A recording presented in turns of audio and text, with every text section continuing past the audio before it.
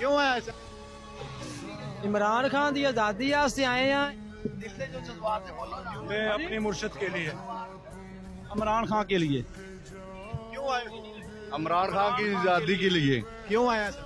हम यहाँ इसलिए आए हैं कि हमारे कायद मोहतरम इमरान खान साहब को नजायज इन्होंने जो पाबंदी सलासल किया हुआ है उसको आज़ाद करवाने के लिए आज सारे लोग यहाँ इकट्ठे हुए हैं। बल्कि पूरा लाहौर निकल आया है, बल्कि पूरा पाकिस्तान आया यहाँ पर, क्योंकि खान साहब के सिपाही हैं। खान साहब एक ईमानदार लीडर है जिसको पाकिस्तान को इस चीज़ की ज़रूरत है।